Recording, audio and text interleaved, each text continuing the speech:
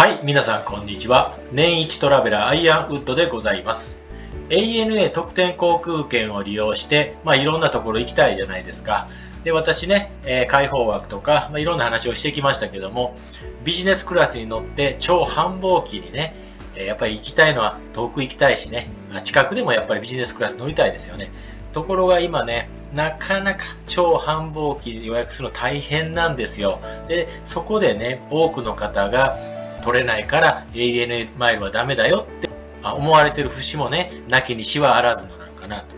ただね、ちょっとだけね、100%、100点満点じゃなくっても、80点とか70点のチケットだったら取れる可能性がありますよっていうところをやっぱお見せしたいわけです。で、今日のこの動画を撮ってるのが2026年5月8日です。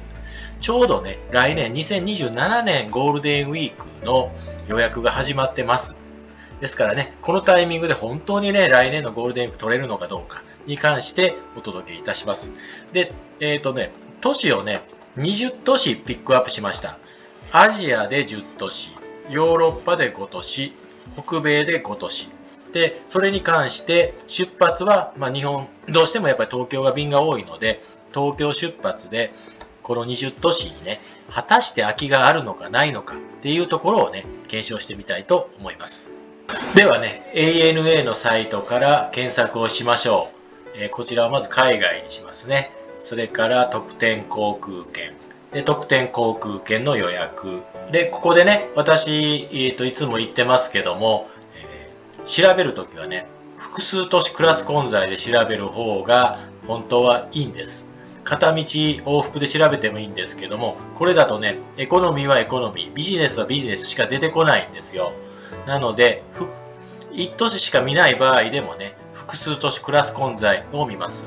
それと、PC とスマホじゃね、これ検索結果、わかりやすいのははっきり言って PC です。スマホでもね、結果は多分一緒だと思うんですけど、もう探すの大変なんですよ。なので、必ずね、PC の方で、このね、複数都市クラス混在で見てください。で、検索の仕方なんですけども、まず出発地を入れます。出発地は東京です。東京と入れます。で、東京と入れたら3つ出るんです。東京すべて、東京成田、東京羽田。でね、すべてにしたら成田羽田両方見ることができますので、こういったね、空きが非常にないだろうと思われるときは、もう成田羽田と決め打ちをせずに東京すべてにします。それから到着地も一緒なんです。ソウルって打つと3つ出るんです。ソウルすべて、キンポ、インチョで出るんですけども、こちらもね、キンポかインチョに決め打ちをせずにすべてにします。それから日程ですね。ここで3ヶ月とか、3ヶ月ごと出ますので、一番最後の月にします。で、今4月の29日になってますけど、29日は検索できないんで、28日ですね。この最後の色が変わってる1個前の日付入れるんです。で、複数都市ですから、これね、1行だと検索できないんですよ。必ず2行入れます。2行目はね、当てで、なおかつね、あまりにも口頭無形なところ入れちゃまずいんです。ここは東京から大阪にしましょう。で、ここはね、29日でいいです。で、人数は今回は1人で行きますね。これで検索をします。さあ、ドキドキしますよね。4月の28日ソウル行き出るんですかね。あ、なんか出ましたよ。あ、空席あるじゃないですか。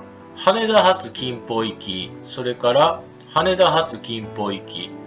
あれなんでだろう。ビジネスクラス空席あるのにエコノミークラスの方が売り切れてますね。へえやね。で、これ、夜の遅い便は売り切れてるんやね。不思議やね。それから、これ、ここの ANA のマークがあります。これはね、ANA 便です。で、ここにスターアライアンスのマークがあります。これは ANA、以外というか、スターアライアンスの会社の便でね、直行が出ないんですよ。そうなんです。今ね、本当は、ソウル行きはアシアナ航空もあるんです。ところがね、アシアナ航空、大韓航空と合併が決まりました。なおかつね、もう、スターアライアンスが脱退することも決まってます。でね、最近どうなんですかね、ちょっと前まで出たり出なかったりしてたんですけど、もう出なくなったんですかね、ちょっと分かってないんですけど。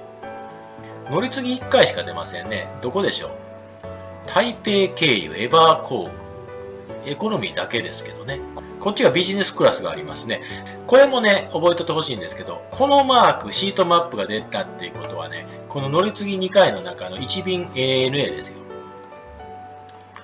大阪行って、台北行って、ソウル。いや、こんなややこしいことします一緒か。大阪行って、台北行って、ソウル。なるほどね。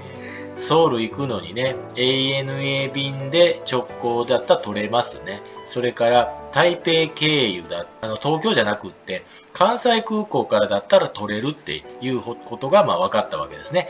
なるほど、なるほどですね。問題は何かっていうと、ソウルへ行くのが目的地なのであれば、このね、ANA 便でビジネスクラスありますから、これクリックしたらもう予約は可能です。ところがね、僕の動画見ていただいている方の中で、やっぱりぐるぐるツアーの方がね、はっきり言ってお得なんですよね。ANA マイル今非常に、取りにくいのもあるんだけど、燃油サーチャージがべらぼん高いですよ。ちなみにソウルいくら見るか見てみましょうか。そしたらこっちのね、片道発見に直しますね。で、東京ソウルで出発日を来年の4月の28日でしたね。で、特典ビジネスにします。で、1人で検索します。で、さっき見た通りですね、空席待ちが、夜8時5分が空席待ちと。それ以外は2便取れましたね。どっち取っても一緒なんで、この朝便取りましょうか。はい。ということで、18,000マイルで、お支払い総額が11,430円で取ることができます。僕ね、18,000以上持ってるから、これ以上進むとほんまに予約できちゃうんで、やらないんですけども。なるほど、なるほど。往復だったら36,000ですね。で、燃油サーチャージと所税が23,000円ぐらいですか。微妙やね。ソウルやったら23,000円で LCC で行けるんちゃうんっていう、ツッコミ入れたくなるんですけど、でもビジネスクラスです。ANA です。これ乗る価値はあると思います。ところがね、ソウルから先に行くのが困難なんですよね。今、アシアナ航空出なかったじゃないですか。っていうことは、ソウルから先行きたければ、スターアライアンスを本拠地としている都市に行くしかないんです。ちょっと先ほどの地図に戻りますね。はい、地図の方に戻ってきたんですけども、東京からソウルに行きます。先ほどこれは取れるっていうのを見ました。問題はソウルからどこかへ行きたい場合ですね。どこかへ行きたい場合は、ソウルからそのどこかのスターアライアンスの会社の便に乗らないかんのですけども、今アシアナ航空がダメになってます。アシアナ航空がダメっていうことは、スターアライアンスを本拠地としている都市にしか行くことができないんです。で、10都市アジアでピックアップしましたけど、中国は中国国際航空があるので行くことができます。それから先ほど台北出たじゃないですか。あれ逆に台北経由ソウルが出たけど、ソウル経由で台北、これはエバー航空がありますから行けます。それと、シンガポールですね。これもシンガポール航空があるから行けます。バンコクもタイ航空があるから行けます。で、後の都市はハノイにはスターアライアンスはないので行けないんです。マニラもそうです。スターアライアンスないから行けないんです。ジャカルタもそうなんです。行けないんです。っていう縛りを受けるんですよ。そしたらもっと遠くへね、ヨーロッパ行きたいって言った場合にね、ソウルからフランクフルト、これルフトハンザ航空があるから行けます。ソウルからロンドン行きたいな。これはね、ロンドンにスターアライアンスの会社ないからダメなんです。パリもダメです。ミュンヘンとフランクフルトは行けます。イスタンブールも行けます。で、北米ですね。北米はユナイテッドがあるから行けるんですけど、今度は ANA のルール上ダメなんです。日本からソウル経由で北米行くのはダメです。これ勘違いしている方いらっしゃいますけど、これ地図僕置いてる順番だからこうなりましたけど、実際は日本からソウル行って北米はこっちなんですね。これ逆回りだからダメだと思われている方もいらっしゃるようなんですけども、そうじゃないです。必要マイルの問題なんです。日本から北米へ行くのと、ソウルから北米へ行く場合だと、ソウルから北米へ行く方が必要マイルが多いからダメなんです。ですから、ソウル発日本経由北米は構わないんですけど、日本発ソウル経由北米はダメです。で、ヨーロッパの場合は、日本からヨーロッパの場合と、ソウルからヨーロッパの場合だと、日本からの方が必要マイルが多いからセーフなんです。ヨーロッパであれば、このアジアの中で先ほど言いましたスターアライアンスを本拠地としている、例えば中国とかシンガポールとかを経由してヨーロッパへ行くことができます。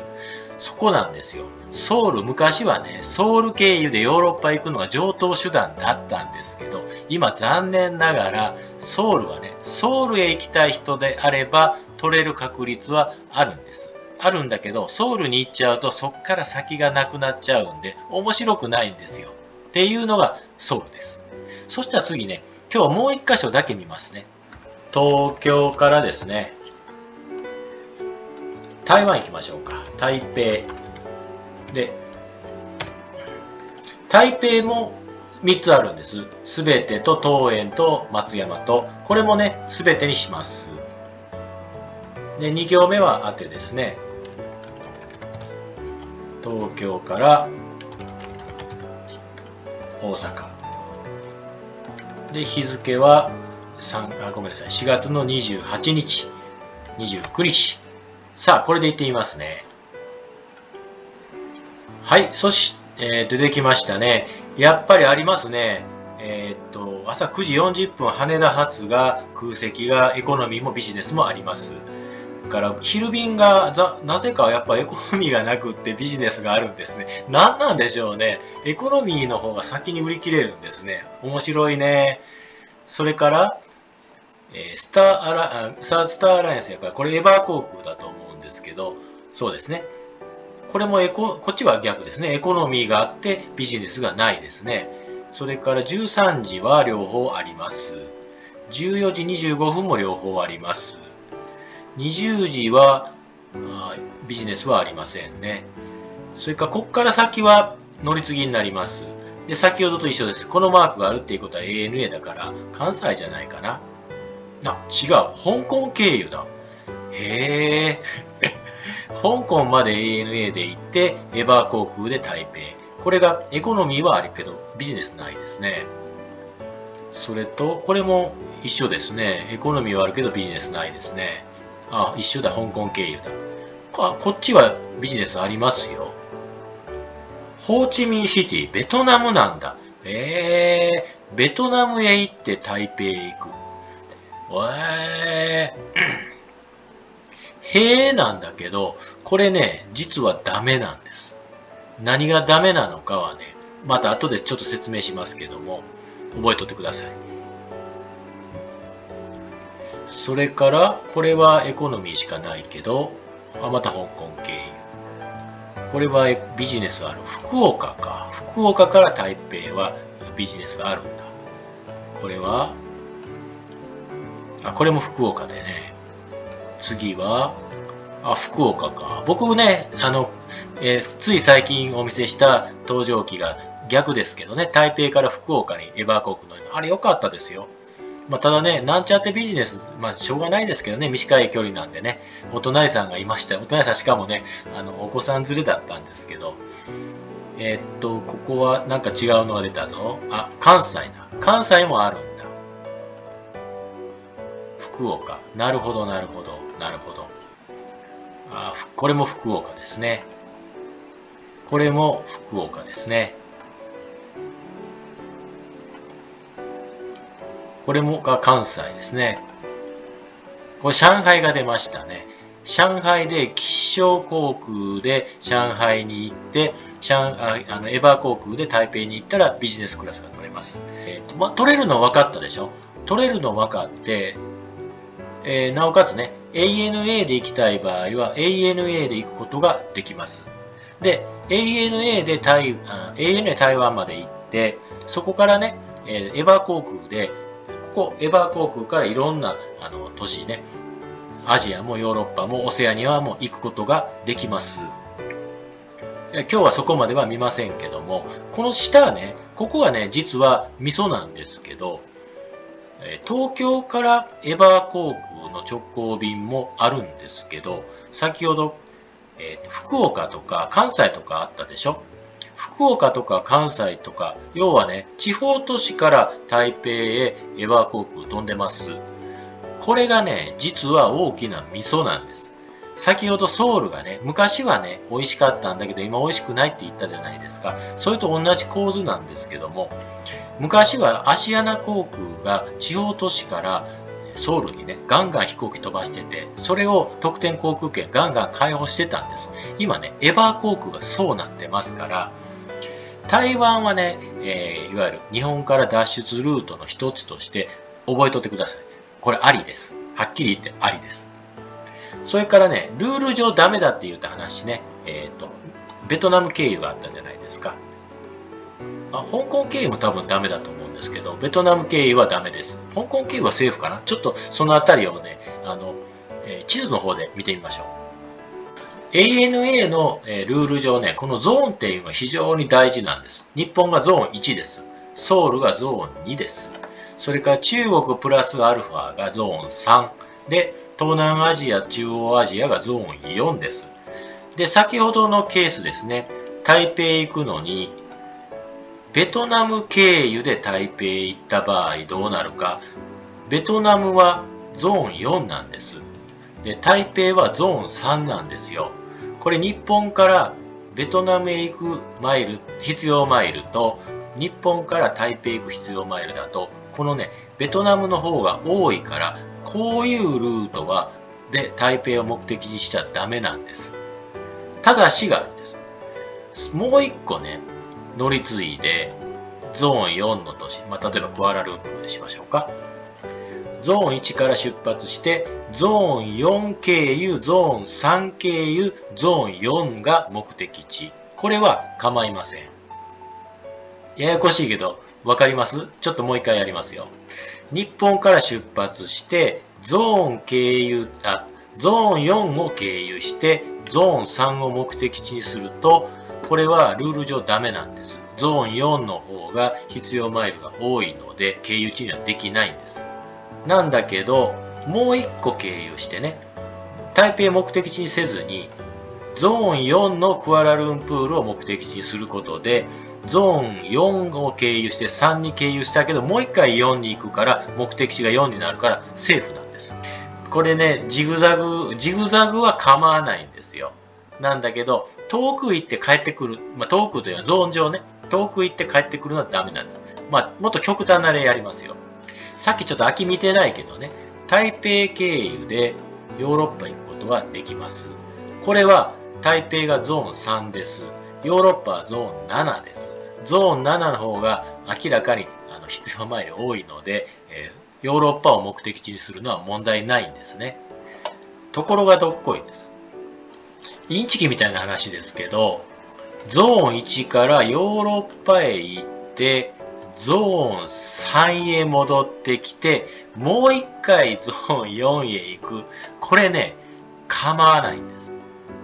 ANA のルール上、順番問わないんですが、海外で経由地を 2箇所構わないんですよ。これだと、フランクフルトと台北が経由地で、ミュンヘンが目的地になります。そしたらね、ゾーン1からゾーン7、ゾーン7からゾーン3、ゾーン3からゾーン7、この中で一番必要マイルが高いのがゾーン1からゾーン7ですから構わないんです。こんなインチキみたいなね、チケットも実は取れるんですよ。っていうこともね、僕過去動画で話してるし、さすがに僕ヨーロッパのこのジグザグはやったことないけど、今ちょうどね、特典航空券を利用して、5月と8月、東南アジア2往復してる。これジグザグなんです。どんなの撮ってるかお見せしますね。日本をスタートして、インドネシア、ジャカルタに行きます。ジャカルタから台北を経由して、福岡に帰ってきたんです。ここまで、先日の搭乗機でお見せしました。8月にね、この後があるんです。同じ1冊のチケットで取ってるんですよ。今度東京からね、バンコク行くんです。バンコクからシンガポール行って、マニラへ行って、また東京へ帰ってきます。これ、なんかもう、迷路みたいな地図になりましたけど、これ、1冊のチケットで取れるんです。ですから、全部オールビジネスクラス7便乗りますけど、63,000マイルで行けます。ジグザグは構わないんですよ。そのジグザグの中に日本帰ってきても構わないんです。そんなのもね、過去動画で上げてます。ちょっと脱線しましたけども、次回からね、ここに、18都市ね、20都市のうち2都市見ましたので、18都市の、状況をね、お見せいたします。なんかね、超繁忙期取るの難しいぞって言いながら、簡単に取れるソウルと台北からスタートしちゃったんで、この先18都市ちょっと不安なんですけども、なんもなんでもね、あんな都市ばっかりじゃありませんのでね、この先も、見ていただきましてね、やっぱり皆さんね、いろんなとこ行きたいと思うんで、20都市の中でね、行きたい都市必ずあると思います。ですから、そのお役に立つようにね、頑張りますんで、来週金曜日、新ネタあげます。チャンネル登録していただきまして、ぜひご視聴のほどよろしくお願いいたします。